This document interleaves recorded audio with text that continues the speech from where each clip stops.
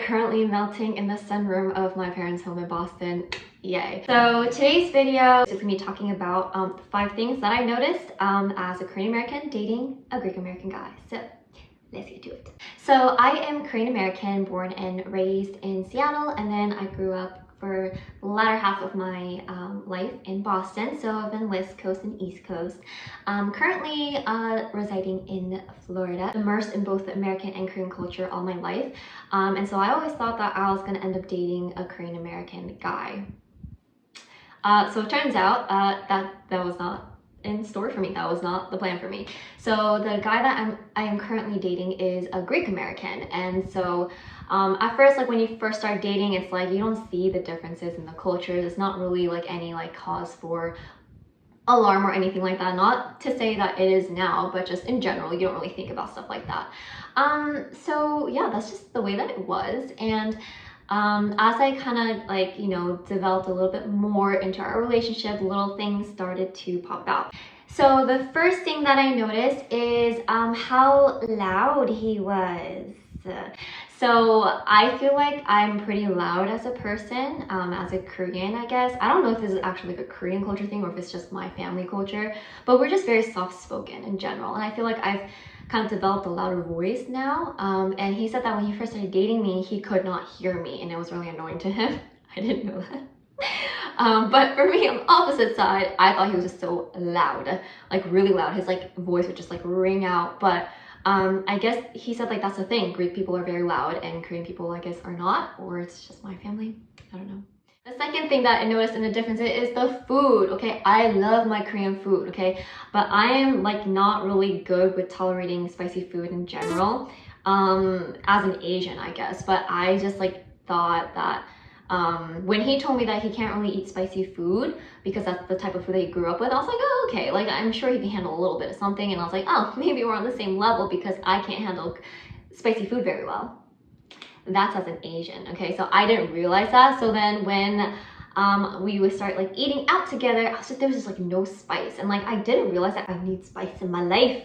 And so the food was really different. When I went to Greece for the first time last fall, I had some Greek food and it was bomb. I loved it, but there was no spice to it. And I think just generally their cuisine, Mediterranean Greek cuisine, does not have a lot of spiciness to it. They have like their kind of raw flavor that is so good that it doesn't really need to add the spice. But still, I grew up with spice, and apparently I need it. It's a necessity in my life. So yeah, so I have a bottle of sriracha always just in the cabinet and just add it to everything. But you know, it's good. The third thing that I noticed in the difference is the level of nosiness, okay? So I feel like the Korean culture, we're very kind of, we keep to ourselves. We don't really like, we're not really nosy in the sense that like, okay, if someone is making a lot of noise, like in like the other side of the restaurant, we're not gonna just kind of like, you know, look and like watch.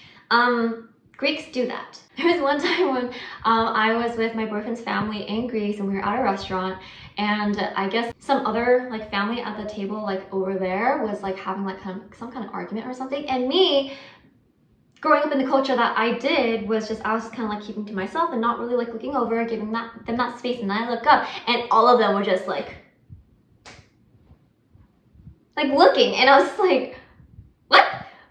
So that was just like really, that was a huge difference that I saw that I thought was, it's not funny, it's just different. But I was like, at first I was kind of like, whoa, like I did not know that, that cultural difference. But that was another thing that I was pretty surprised to find.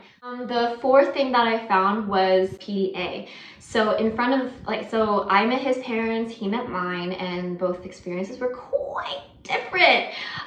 So in general, PDA, which is like the physical display of affection, not physical, public. The public display of affection is a lot more lenient and acceptable in Greek culture than it is in Korean culture. In Korean culture, you can't dare to do certain like things, like being like physically close to your significant other in front of your parents. And I do believe that it is changing now, but in the Korean culture, it was just like, it was so like you, how dare you kind of thing. Like I remember my dad told me when I was first born and he was holding me and he was kind of like cooing because It's this baby girl, and then he was doing it in front of his mother, and she got really angry and was like, "How dare you show that kind of affection in front of your mother like that?" I was like, I'm kidding, she loves me, but that's just part of the culture where you would not show like display your affection in that way in front of your parents, which I was like, I don't really get it, but that's how I grew up. So then everything was just very like, you know, conservative and very modest and just kind of like, you know, kind of like off to the side. You didn't really show anything to your parents. And so then I told him that, and he did his best to kind of like stay away from me. And there were times when like, you know, he'll just be playing with my hair, which is harmless, but then my parents are like, and I had no idea, because I was just like, I like it completely, like, I guess I'm more American in that way. There are certain things I'm very whitewashed in, but you know, those things were like, that was like a huge difference in terms of like public display of affection, especially in front of your parents. So that was another thing. Fifth and last thing, obviously when you're dating someone outside of your ethnicity, outside of your culture, generally there's going to be a language barrier. Now my boyfriend has grown up in America just as I have, so English is fine, but he speaks Greek, okay, and I speak Korean. My parents speak Korean, his parents speak Greek. Now his parents can speak English as well, which I'm really grateful for, because like they really put an effort to speak in English to me, so I feel comfortable, and you know, that's great. But then, you know, there's his aunts or his other family members that do not speak English, and so that's been kind of, you know, it's kind of sad, just kind of personally to me, because I cannot communicate with them, but they don't care. They love me, they show their love and affection to me, and they're very hospitable. Greek is a very hospitable kind of culture, and so I was able to kind of like bathe in that, because they were just so loving. So the same thing with my parents, like they're used to speaking Korean in their home, but you know, when they met my boyfriend, it was just all like they had to kind of speak English.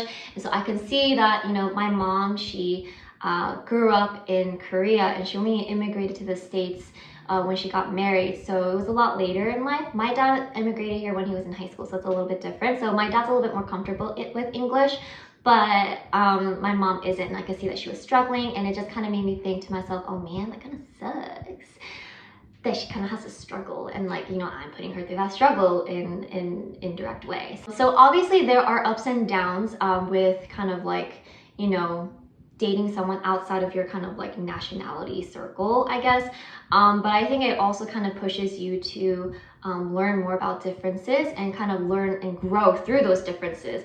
So I'm really glad that I am dating someone who is outside of my culture. And it's not that and it wasn't intentional, it just kind of happened that way. Because I always thought that I would end up with a Korean American, but this guy's a good one. He's a good catch. So if any of you guys have gone through or are currently in a biracial relationship, what are the differences that you guys noticed? Was it just language, mentality, food, anything? I would love to hear your experience. I hope you enjoyed this quick video. I thought it would be quick. It's saying 9 minutes and 53 seconds on my phone, but I will try to cut it down and make it into a quick video, because I have a tendency to make it really, really long. So anyways, hope you enjoyed the video, and if you did not, I'm sorry, I'll try to do better. But if you did enjoy it, please make sure to comment below any of your experiences or any kind of like feedback, and like the video and subscribe and do all that stuff that people ask you to do on YouTube. So yeah, alright, I'll see you in the next one. Bye!